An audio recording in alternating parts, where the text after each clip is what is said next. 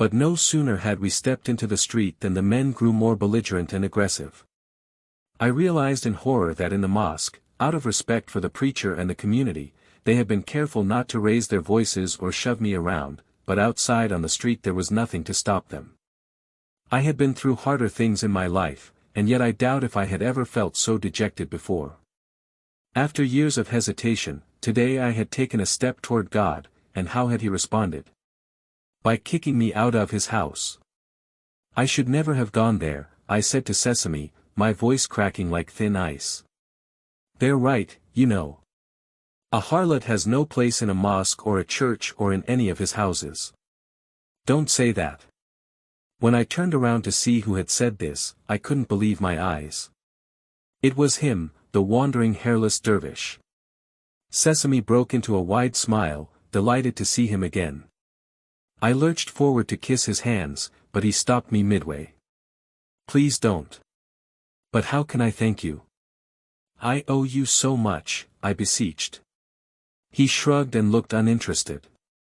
You owe me nothing, he said. We are indebted to no other than him.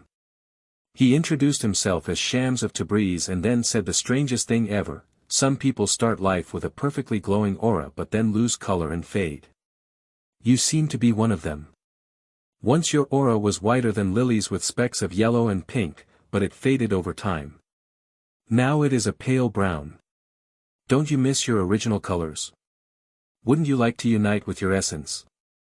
I looked at him, feeling utterly lost in his words. Your aura has lost its shine because all these years you have convinced yourself that you are dirty inside and out. I am dirty, I said, biting my lip. Don't you know what I do for a living? Allow me to tell you a story, Shams said. And this is what he told me. One day a prostitute passed by a street dog. The animal was panting under the hot sun, thirsty and helpless. The prostitute immediately took off her shoe and filled it with water from the nearest well for the dog.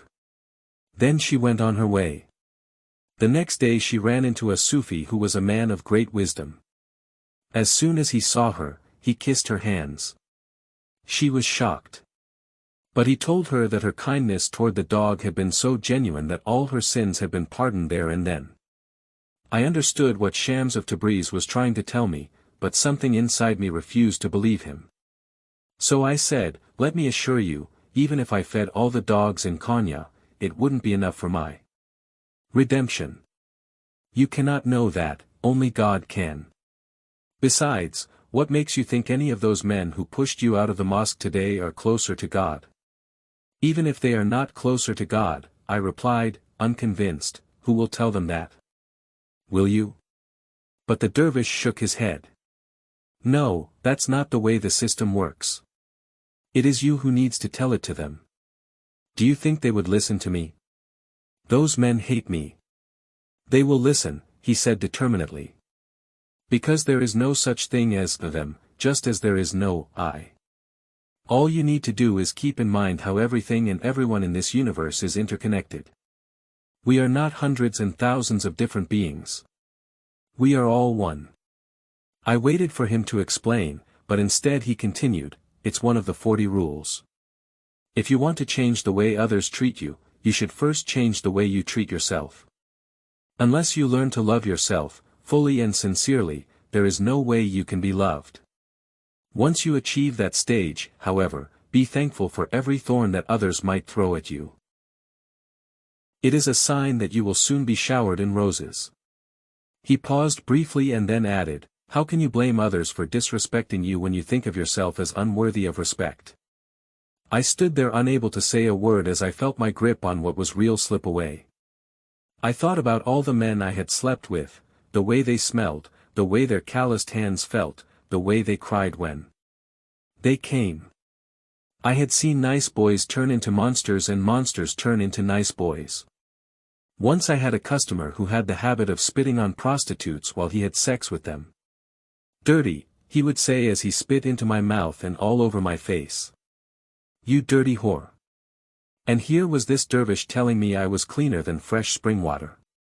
It felt like a tasteless joke, but when I forced myself to laugh, the sound didn't pass through my throat, and I ended up suppressing a sob.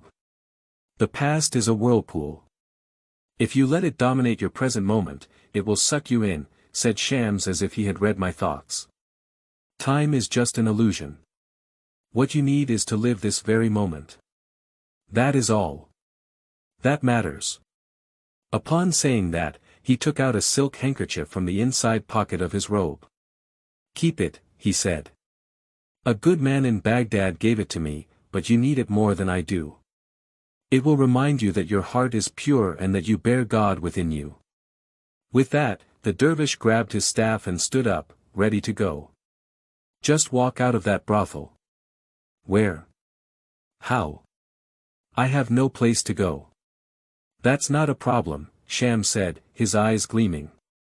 Fret not where the road will take you. Instead, concentrate on the first step.